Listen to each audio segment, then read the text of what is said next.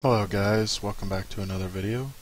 And this video I'm going to be going over the raid Molten Core and acquiring tier 1 pieces of gear. Now for you new players, you may be asking yourself, what's tier 1 gear and why should I care? Well, tier 1 gear is basically the first gear set of raids in general, and it's called tier 1 because it's the very first raid set, raid gear set ever. And you'll see in other videos that I'll be calling out tier 1, tier 2, tier 3, tier 4, tier 5, so on and so forth, and until the current expansion stuff. Just to kind of give you an overview of where it kind of sits in the chronological order of raid gear and stuff like that. So this raid is located in Blackrock Mountain. The raid's called Molten Core. You can easily get here if you have flying from Stormwind to Burning Steps. And here's the entrance right here. So I'll go in. If you're a new player and you don't have a flying mount, maybe if you're level 60, you can get flying at level 60 for Azeroth. But if you don't have it yet, you can easily use this ramp up here to get up on here on the chain and walk across. You go in this little deal, it spits you out over here. Then you just kind of work your way down until you crawl on this chain down right here. If you haven't unlocked if you haven't done the quest for this to unlock easy access, it's kind of a 2-minute quest. There's a quest right here that this little high elf or blood elf, whatever you want to call it, will give you, and it'll take you into a dungeon inside here called Blackrock Depths. You take Blackrock Depths all the way to the end, and there'll be a portal right there. And right next to the portal, on the side of the wall, will be the item that you gotta loot for the quest. And then, if you want to easily get back out, you just go inside the Molten Core portal that's inside this raid, or inside this dungeon, and then use the portal back out, and it'll take you back to the Night Elf guy. I won't go into where specifically it's located. I mean, it's located at the very end of the raid. Maybe in another video I might show how to do the 2-minute quest and where it's located and stuff like that, but not in this video. This video is all about Molten Core and tier 1 gear. Okay, so getting back out here, I'm gonna go inside the portal.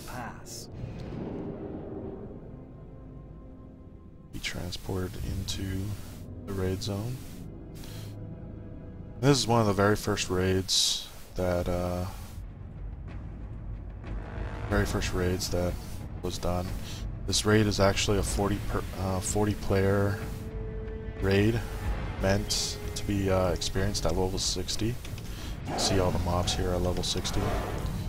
When you're acquiring tier 1, it's important to note if you don't have the belt or bracers for the set, especially the belt, because it's a pretty decent visible piece on your character. But if you don't have the belt or bracers, you can the only way to get them in this raid is to loot the corpses of these non-raid boss mobs. And all the loot, of course, is randomized. So it's not like, unless you're really lucky, you're not gonna be getting your full tier 1 set in one run. All raids have a weekly lockout if you're a new player, just to keep that in mind. So if you're trying to do this multiple times in a day, it's not going to happen. It's going to be saved. The instances will be saved weekly. And then it'll reset every Tuesday after maintenance, if there is maintenance. And you can kind of check that on your calendar and stuff like that. It'll show you when your raid is meant to reset. Yeah, I don't know why I'm killing all these mobs. I don't have to, but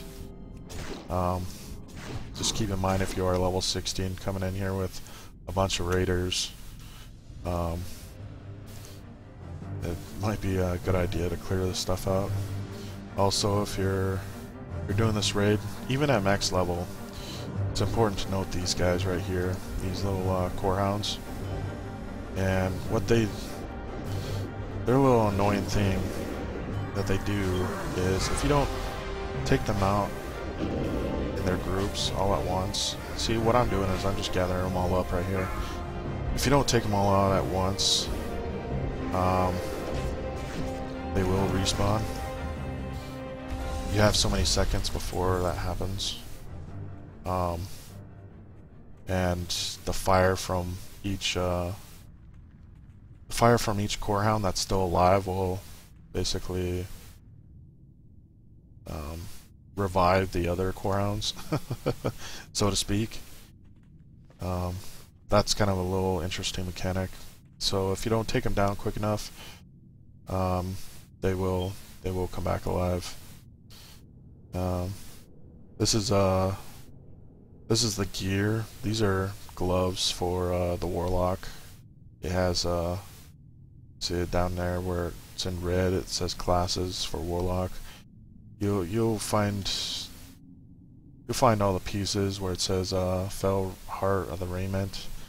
You'll see all the pieces that you can get in this raid. There's 8 pieces total for each tier 1 set. And all of them once you collect all of them, it kind of forms a visual that just blends well together. You'll know that each piece of the set is meant to be worn with the other pieces of the set visually. That's kind of how tier sets work. They're all visually aligned with one another.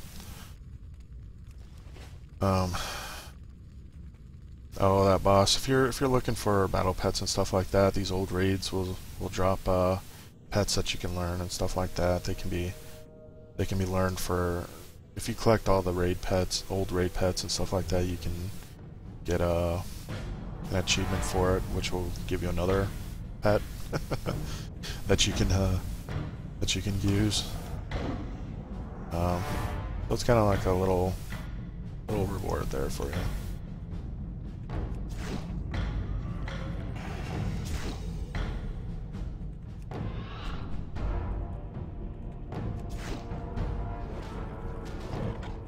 This is just kind of my route that I take through the raid. Like I said, I don't know why I pull every single one of these mobs. Maybe it's just because I get annoyed with these things. I just want them out of my way when I'm going back through the area.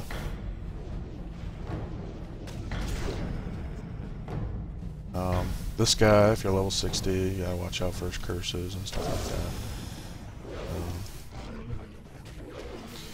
Yeah, he cursed me right there. See how quick that was? See, I took him out in no time at all, and he cursed me. And that my spell and ability costs are increased by 100%, so it takes twice as long to cast a spell unless it's instant.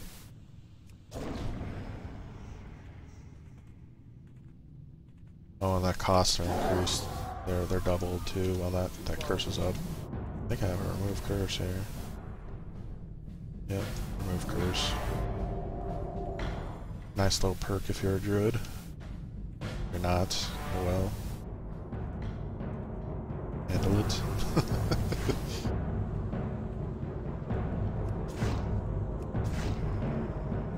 If you're working on a legendary questline for, what do you call it? Thunder Fury, Blessed Blade of the Windseeker. This is the guy that's going to drop one of the pieces, Gar. I don't know where the other piece drops off. I think it's Baron that drops the other dudes. Baron Ribbon, Baron Geddon. He's another boss. Like you said, level 100. This is just cakewalk. I mean, you shouldn't ever be afraid to go back in these older raids as level 100 because they're just super easy. But the gear, the tier sets, are worth just going through this solo and getting the pieces. The tier 1 set pieces, some of them are okay looking, some of them are not so okay looking. Just depends on your class and your taste, really. I mean, art is subjective, so here's Baron Geddon. I believe he's the one that drops the other piece. It looks like he doesn't drop it this round for us, but you know, it's those pieces for the Thunder Fury, Blessed Blade of the Windseeker. Those things are kind of like really extremely rare drops, and you'll know when you get them because it's an orange item. It's like they're left and right half of the blade, I think, is what it is. And then you have once you have both halves, you can use it to form a quest item that will lead you on a even bigger chain, quest chain to complete the legendary. And the only reason why you would complete the legendary is for basically if you're a completionist or if you're as a status symbol. It's not really useful to you as a level 61 or higher. Maybe 61. I should say level 70 or higher. It's not really a useful item. So, and it's not really worth being level 60 and farming for that thing, because you can just do the next area of content. The gear will be pretty much on par with that legendary.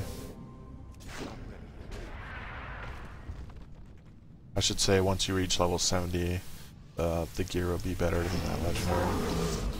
But you get my drift. This guy also drops another pet. You're looking for the pets. Kind of pop my speed boost here.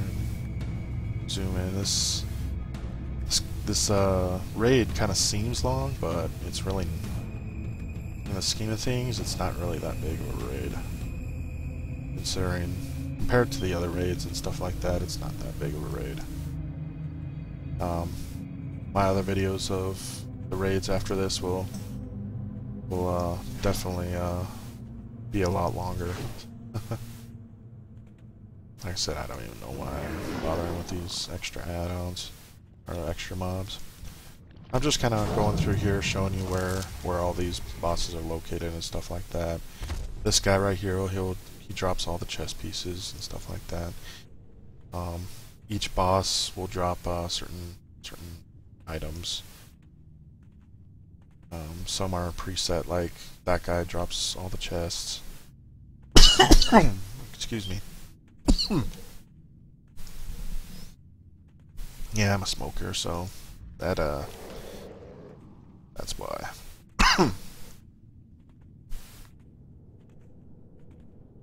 Now, the reason why I'm killing all these bosses is because at the end of this raid, if you kill all the bosses, you get to do the boss of the raid, the big boss of the raid, which is Ragnaros, the Fire Lord. On this one, if you're low level, level 6 or 70 or lower, I think you can even solo this at level 70 if you're like really good. But if you're like level 80 or higher, this raid is just a cakewalk. It's really a joke. But if you're at the attended level, they have healers here. You might want to take these out first. Just heads up.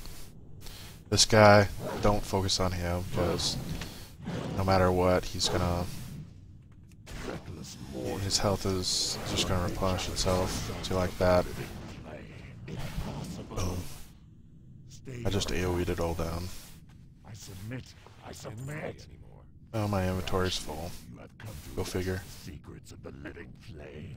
Oh, core armor kit. Regret the recklessness of your quest. Yeah. I go now to summon the Lord whose house. There's some of this junk here. Should you seek an audience with him, your paltry lives will surely be forfeit. Another reason to do old raids is for the cash, because all these see these sell prices on all these items. Go to a vendor and just sell all these items that you get, all the purple items you get in the raid, and you can make a decent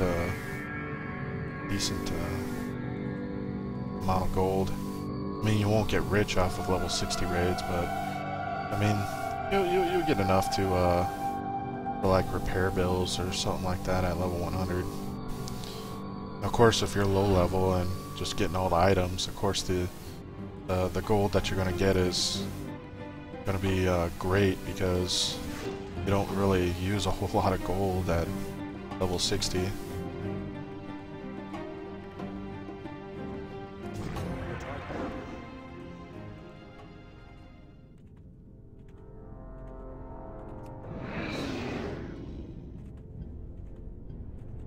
And just to kill time, I'll tell you a little bit of backstory and stuff like that with Ragnaros. When the Titans were first forming, coming to Azeroth to form and shape it, there were the old gods, and the old gods' lieutenants, the elemental lords. And there's 4 elemental lords, Ragnaros being one of the elemental lords. He's being the elemental lord of fire. There's 3 others, one for air, one for earth, and one for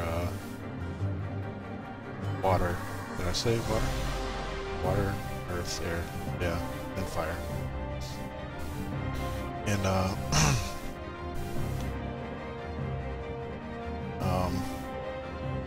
when the Titans defeated the old gods, they imprisoned the old gods deep within the earth, and they banished the elemental lords to their respective planes. Ragnaros being banished to the fire plane during I believe it was the Second War. Correct me if I'm wrong on this, but during the Second War, he was released by the Dark Iron Dwarves. The Fire Lord. Therazane, I believe his name was. It was Bow before him. Bow before. Let me see if I can zoom out. Anyways, he was released.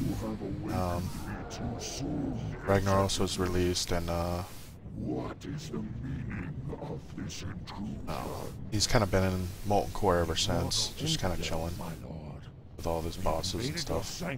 That's a little bit of backstory with this raid. I mean, everything in World of Warcraft, the raid bosses and stuff, they all have backstories, they all have purposes and stuff like that for being there. You have failed me, Executus. Justice. I'll kind of give you a... Yeah, he's a little bit mad at a Major Domo and kills him in this little RP scene because he let us in. And you can kind of see what he looks like right there. Big honking Honking boss, and he's down for the count.